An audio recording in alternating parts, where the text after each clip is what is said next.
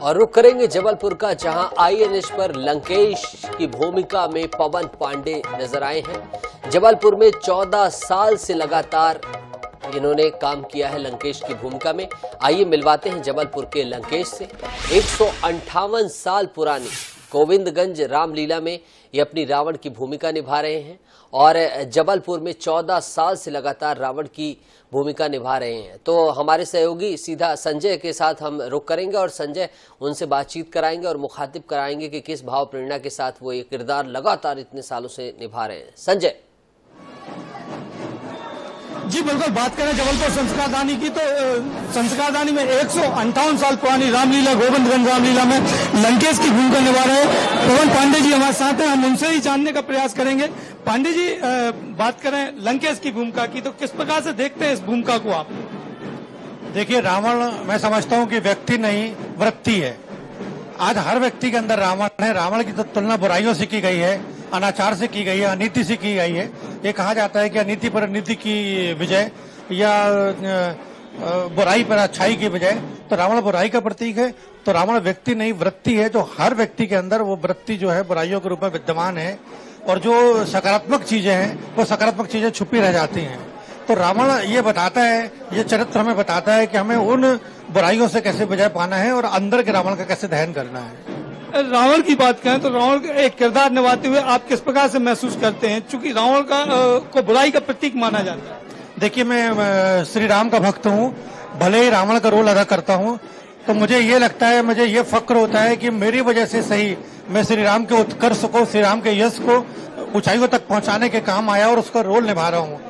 तो मुझे ये खुशी है कि जो मेरे आराध्य हैं भगवान श्री राम, मर्यादा पुरुषोत्तम, जो भारत के महानायक हैं, जो विश्व के महानायक हैं, जो चराचर जगत के स्वामी हैं, उनके उत्कर्ष के लिए, उनके यश के लिए और उनकी विजय पताका पूरी दुनिया में फैलाने के लिए जो कैरेक्टर निमित्त बना, उस निमित्त का रोल मैं अदा कर रहा हूँ। लगातार आप 14 वर्षों से ये रोल प्ले कर रहे हैं, किस प्रकार की अनुभूति आप देख पा रहे हैं, चूंकि लोग भी आपको देखने आते हैं और आपका नाम जो है वो लंकेश के नाम से फेमस है? सिर्फ रावण ने प्रसिद्धि तो पूरी प्राप्त कर ली है तपस्या के बल पे, लेकिन वो जो कहता था कि एको हम द्वितीयो नास्ति, न भूतो न भविष्यति, ये कहीं ना कहीं एको हम की जब बात आती है तो वहां पे हम की जगह मैं है। तो रावण ने समझा कि परमात्मा से बड़ी सत्ता मैं हो गया, भले उसकी कृपा से हुआ, वही उसके पतन का कारण बना। तो जो साधना है, जो तपस्या है, वो पुरुषार्थ जनित नहीं है, ना प्रारब्ध जनित है, वो 100% कृपा जनित है। परमात्मा की कृपा जब तक नहीं होती तब तक आप पुरुषार्थ से, तपस्या से वो प्राप्त नहीं कर सकते। वो जिसको कहते हैं भगवत्ता, वो जो जिसको कहते हैं भगवदीयता, वो जिसको कहते हैं कि सकारात्मकता, यह आत्मा की संपूर्णता। तो आत्मा की संपूर्णता को प्राप्त करने के लिए परमात्मा की कृपा चाहिए। तो आत्मा की यदि बात करें तो आत्मा तो सच्चिदानंद है, लेकिन जो देह है तो उसे दीपक के नीचे अंधेरा होता है। तो अंधेरा बुराइयों का प्रतीक ये शरीर है, लेकिन शरीर में चैतन्य रूप से रहने वाली जो आत्मा है वो उल्लास का प्रतीक है, वो सकारात्मकता का प्रतीक है। तो उस तक पहुंचने की दिशा में हम लोग काम कर रहे हैं। आपको लंकेश भी कहा जाता है, लंकेश बोला जाता है, किस प्रकार से महसूस करते हैं ये शब्द जब आप सुनते हैं अपने लिए? देखिए, जब रावण की बात आती है तो वो कहीं ना कहीं राम की याद दिलाता है। तो इस भाव से यदि कोई मुझे लंकेश कहता है तो वो कम से कम ये याद तो करता है कि लंकेश मतलब राम। तो लंकेश यदि अंधेरा है तो राम मुझे आ रहा है ना? तो लंकेश यदि रात है तो राम है। संजय, बीच में रोकना चाहेंगे कुछ? तो मुझे खुशी ही होती है संजय, इनके कुछ संवाद हो जाए, ये जो भूमिका निभाते हैं 14 साल से, इनके कुछ फेवरेट डायलॉग्स हो जाएं या कुछ ऐसी चीजें? जी बिल्कुल, कोई एक संवाद जो आप मतलब प्रमुख लगता है आपको, खुद के जीवन में भी उतारते हैं, आपको कौन सा संवाद है लंकेश का जिसको आप सुनाना चाहेंगे हमारे दर्शक? जब शूर्पणखा ने बताया कि राम ने खरदूषण को मार दिया है तो रावण के मन में आता है कि खरदूषण को भगवान के अलावा कोई नहीं मन सकता। तो भगवान राम को लेकर उसके मन में जो संदेह होता है कि जी कि नर है या नारायण है, वो एक संवाद में आपको सुनाता हूँ। जब एक अकेली ताकत ने इतने वीरों का नाश किया तो फिर निश्चय यह सिद्ध हुआ नारायण ने अवतार लिया। माना वे अवतारी हैं तो बात भी क्या है डरने की, वे मेरी खातिर खुद आए, ये शान भी है मेरे बल की। भगवान की उनमें शक्ति अगर तो सफल मेरी अनबन होगी, रणभूमि मेरी सैया होगी और मोक्ष मेरी दुल्हन होगी। मौत नहीं मोक्ष है यह, बैर नहीं अनुराग है यह, वे भी हो तीर भी हो उनका, सच्चे भक्त का सुहाग है यह। इस तामस तन से भजन यज्ञ जब तब न कुछ बन पड़ता है, मारे जो गोविंद मुझे तो सहज मोक्ष मिल सकता है। और है साधारण राजकुमार तो फिर रावण को डर क्या है, हारे हैं मुझसे देव तलक फिर इन लड़कों में दम क्या है। फिर बहन के काटे नाक कान और जिंदा रहे जमाने में, तो सचमुच 100 बार लानत मर्दानी कौम कहाने में। एक थोड़ा सा आपने जो संवाद दिखाया है, इसका चरितार्थ क्या रहा है, किस प्रकार से बोला है उन्होंने?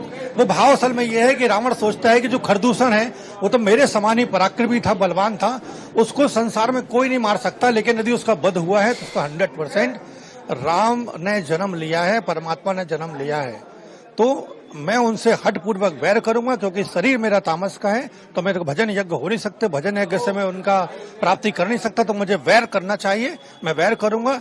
और वो जो मौत होगी वो मौत नहीं होगी, मोक्ष होगी, वो वैर नहीं होगा, वो अनुराग होगा। तो मैं उनसे हठपूर्वक वैर करूंगा और उनके बाणों से तर जाऊंगा। और यदि वो साधारण राजकुमार हैं तो उनको वहीं धूल चटाऊंगा। और लोकाचार के हिसाब से भी बहन का अपमान यदि कोई करे तो मर्दानी कौम पे लानत है। और फिर रावण जैसे लंका नरेश उसकी बहन का कोई अपमान कर जाए धरती के अंदर, ये कैसे हो सकता है? उस समय का सबसे बड़ा आतंक का पर्याय रावण था। आपसे बात करें वर्तमान में भी, जैसे आपने बोला कि हर व्यक्ति के अंदर रावण है, तो रावण को मारने के लिए क्या एक उद्गार होना चाहिए आपका? परमात्मा की कृपा, परमात्मा की प्रेयर, परमात्मा की प्रार्थना। क्योंकि कई बार हम देखते हैं कि अपने परिवार के भरण पोषण के लिए, अपनी नौकरी के संचालन के लिए, अपने धंधा कारोबार के लिए, अपने व्यापार के लिए हम अपने मन को समझाते कि कुछ ना कुछ थोड़ी बहुत बुराइयां हमें करनी ही पड़ेगी, हमें मिलावट करनी पड़ेगी, हमें चोरी करनी पड़ेगी, हमें बेईमानी करनी पड़ेगी। ये जो बुराई हमारे अंदर आती है, हम अपने लोकाचार के हिसाब से सोचते हैं कि इसको ये मतलब सरल है, वो जरूरी है, लेकिन ऐसा नहीं है। परमात्मा यदि की राह पे हम चलते हैं तो ये कहते हैं कि सच की जो नाव है वो डगमगाती जरूर है पर डूबती नहीं है, तो ये भी अच्छी बात है। तो भगवान की जब कृपा होती है, जैसे कि आपने कहा कि अपने अंदर की बुराइयों को जीतने के लिए हम क्या करें, तो सिर्फ परमात्मा की कृपा और उनकी भक्ति और उनसे ही प्रेयर करना चाहिए कि हे प्रभु इन बुराइयों से लड़ने की मुझे शक्ति प्रदान करो, ताकि मैं इस संसार में रहते हुए भी अपने अस्तित्व को न भूलूं। हम जहां से आए हैं, या तो मेहमान हैं, मैं किसी का भाई हूं, किसी का बेटा हूं, किसी का नौकर हूं, किसी का मालिक हूं, किसी को दे रहा हूं, किसी को ले रहा हूं, लेकिन वास्तव में वस्तुतः हम वहीं के आए हैं, यहाँ के मेहमान हैं, और वो मुझे अपनी शरण में लगातार दे।